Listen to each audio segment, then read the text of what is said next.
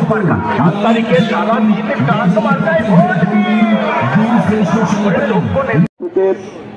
যারা আমাদের মাঝে উপস্থিত হয়েছে তাদের আমি নাম বলছি মোবারক হোসেন, হাবিবুর রহমান,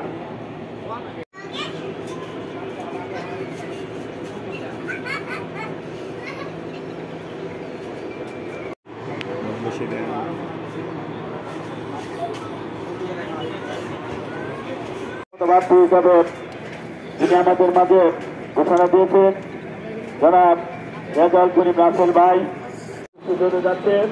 তাই আমি আপনাদের বিশ্বাস করে বলছি আমাদের এই পথসভায়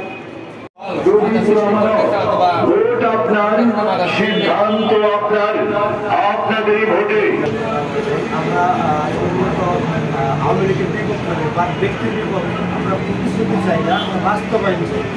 বাস্তবায়ন করতে গেলে বা বাস্তবের বিপক্ষে যে লোকগুলো আছে, কিছু অপশক্তি আছে, তারা মূলত অনেকেরই মোবাইলে থেট দিচ্ছে বা কারো বাসা যাচ্ছে বা তাকে দায়িত্ব নিচ্ছে, নিয়ে বিভিন্নভাবে তারা থেট দিতে আছে আর কি।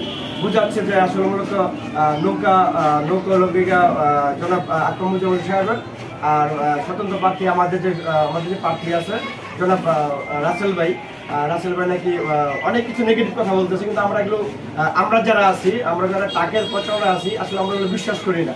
আমরা ওই অপশক্তি যেটা আছে সেই অপশক্তিকে আগামী 7 জানুয়ারি দ্বাদশ সংসদ নির্বাচনে সেই জবাবদাতাকে আমরা দিতে চাই।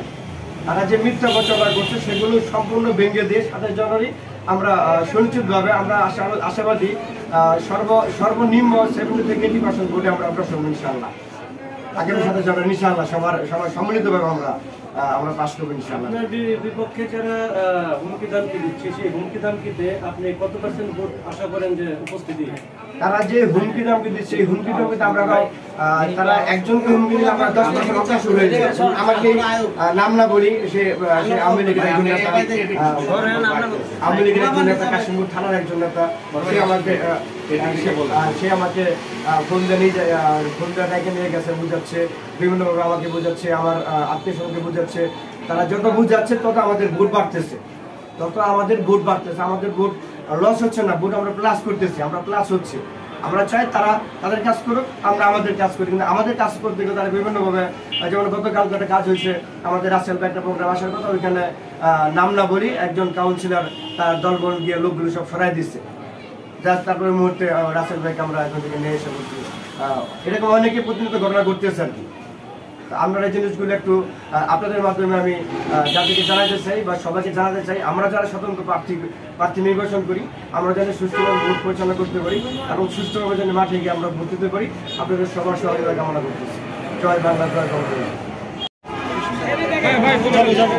আপনি জানেন আমরা যারা বাংলাদেশ আওয়ামী লীগের কাছে নৌকা চেয়েছিলাম, আমাদের সকলকেই মাননীয় প্রধানমন্ত্রী গণভবনে ডেকেছিলেন। সেখানে ডেকে মাননীয় প্রধানমন্ত্রী সুস্পষ্টভাবে বলেছেন বিভিন্ন কারণে আমাকে নৌকা দিতে হয়, আমি 380 জনে 300 জনকে দিতে পারবো, বেশি না। এরপরে যদি কেউ মনে করেন জনপ্রিয়তা যাচাইয়ের জন্য স্বতন্ত্র প্রার্থী হিসেবে নির্বাচন করবেন, সেই ক্ষেত্রে আমরা কাউকে নিরুৎসাহিত করবো না এবং দল থেকে বহিষ্কারও করবো না। যেহেতু মাননীয় প্রধানমন্ত্রী আরেকটি কথা বলেছেন, কেউ যদি স্বতন্ত্র পাস করে আসতে পারে আমি তাকে বুকে তুলে নেব। মাননীয় প্রধানমন্ত্রীর এই কথা থেকে উৎসাহিত হয়ে আমি এই নির্বাচনে স্বতন্ত্র প্রার্থী হিসেবে কাকপতিকে প্রতিদ্বন্দ্বিতা করছি। আপনি লক্ষ্য করেছেন মাননীয় প্রধানমন্ত্রী একটি কথা কিন্তু স্পষ্ট বলেছেন, স্বতন্ত্র প্রার্থীদের কেউ বাধা দিতে পারবে না, তাদের সমর্থকদের কেউ কোনো নির্যাতন করতে পারবে না। যেহেতু মাননীয় প্রধানমন্ত্রী চাচ্ছেন একটি অবাধ সুষ্ঠু নিরপেক্ষ নির্বাচন এবং জনগণের অংশগ্রহণমূলক একটি নির্বাচন, সেই নির্বাচনকে গ্রহণযোগ্য করার জন্য আমরা মাঠে রয়েছি। আমি বিশ্বাস করি ভোটারদের স্বতঃস্ফূর্ত অংশগ্রহণের মাধ্যমে ইতিমধ্যেই দেখেছেন গাজীপুরে 1 আসনে জমে উঠেছে। আর গাজীপুরের মানুষের ভালোবাসা আশা আকাঙ্ক্ষার প্রতীক হচ্ছে আলহাজ অ্যাডভোকেট জাহাঙ্গীর আলম, যে মানুষটি গত 18 সালে মেয়র নির্বাচিত অল্প সময়ের মধ্যে তিনি নগরবাসীর সেবা দিয়ে স্বল্প সময়ের মধ্যে এত উন্নয়ন করেছেন, নগরবাসীর হৃদয়ের মানুষের পরিণত হয়েছেন। যার ভালোবাসায় তার মাকে সিটি মানুষ মেয়র বানিয়েছেন, সেই প্রিয় মানুষটি আমাকে সমর্থন দিয়েছেন এবং এই নির্বাচন তিনি মাঠে থেকে করে দিচ্ছেন। একটি লক্ষ্য নিয়ে তিনি নগরবাসীর কাছে আবেদন করেছেন, সেটি হচ্ছে একটি সিটির উন্নয়ন তখনই হয় স্থানীয় সাংসদ এবং মেয়র যদি এক মেরুতে অবস্থান করেন, সেই ক্ষেত্রে সেই এলাকার উন্নয়নের ধারাটা অব্যাহত থাকে। মাননীয় মেয়র তিনি নগরবাসীর উদ্দেশ্যে 1 থেকে 18 নম্বর ওয়ার্ডে তিনি একটি আবেদন রেখেছেন।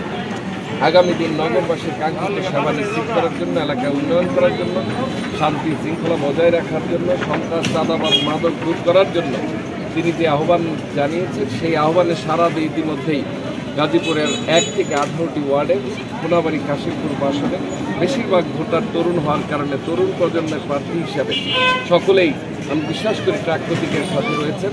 ইনশাআল্লাহ এইভাবে যদি নির্বাচন করার সুযোগ থাকে, যদি কোনো প্রকার প্রশাসনের কোনো রকম ভায়োলেন্স না হয়, সেই ক্ষেত্রে আমরা আশা করি শতভাগ আশাবাদী নৌকার বিপক্ষে নয়, ব্যক্তির বিপক্ষে নির্বাচন করে আমরা ট্রাক প্রতীক বিজয় নিশ্চিত হতে পারবো। আপনারা প্রচারণা চালাচ্ছেন, এখন পর্যন্ত কোনো ধরনের বাধার সম্মুখীন হয়েছেন কিনা? অলরেডি আমার কালিয়াকুড়ে আমার শহরে আমার পথসভায় হামলা করা হয়েছে, বিভিন্ন কর্মীদের থ্রেট করা হচ্ছে। প্রতিটা ওয়ার্ডে ওয়ার্ডে যে নৌকার সমর্থক যারা আছে তারা মাঠ পর্যায়ে হুমকি দুমকি দিচ্ছে। আমি বিশ্বাস করি এইভাবে যদি চলতে থাকে সামনের দিনগুলো আরও নির্বাচনী পরিবেশটা আর থাকবে না, কারণ জনগণ চায় তার ভোটাধিকারটা প্রয়োগ করতে। কেউ যদি তার ভোটাধিকার হরণ করতে চায়, সেই ক্ষেত্রে এইবার জনগণ ছাড় দেবে না। আর সেই ক্ষেত্রে জনগণের ভোটাধিকার প্রয়োগ এবং এটা রক্ষা করার জন্য জনগণ প্রস্তুত আছে এবং আমাদের আওয়ামী লীগের নেতাকর্মীরা প্রস্তুত রয়েছে। সেই ক্ষেত্রে কেউ যদি মনে করে যে অনায়াসে সিল মেরে এখান থেকে প্রতীক দিয়ে পার পেয়ে যাবে, এবার পার পাওয়ার কোনো সুযোগ নেই। একদম সবশেষ প্রশ্ন করতে চাই, আমরা কাশিমপুর কোনাবাড়ি ঘুরে দেখেছি এবং রাস্তাঘাটের খুব বেহাল দশা। একজন এমপি এত বছর ছিলেন, তারপরে হয়নি। আপনি মানুষকে আসলে মেসেজ করতে চাইছেন? আপনি লক্ষ্য করেছেন তারা কিন্তু এই নগরের 15 বছর এমপি মন্ত্রী হয়ে দায়িত্ব পালন করেছেন। একটি রাস্তা ওই কোনাবাড়ি কাশিমপুর আসনে তার কোনো নিদর্শন না। আপনি যেটুকু নিদর্শন আপনি ঘুরে ঘুরে দেখতে পাবেন, এগুলো হচ্ছে আলহাজ অ্যাডভোকেট জাহাঙ্গীর আলম।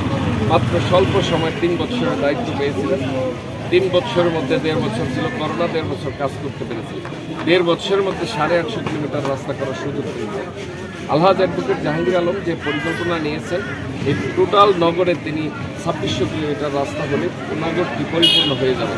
আগামী দিন 1 থেকে 18 নম্বর ওয়ার্ডে তার যে মাস্টার প্ল্যান রয়েছে, আমি যদি নির্বাচিত হতে পারি তার মাস্টার প্ল্যান ধরে ধরে সেটা বাস্তবায়ন করা হবে আমার জন্য। সেক্ষেত্রে আমি বিশ্বাস করি যেহেতু সে 3 বছরে সম্পন্ন করতে পেরেছে 850 কিলোমিটার রাস্তা, আমরা 5 বছরে 2 ভাই মিলে কাজ করলে নগরবাসীকে আমাদের 3 বছরের বেশি সময় লাগবে না ইনশাল্লাহ করে।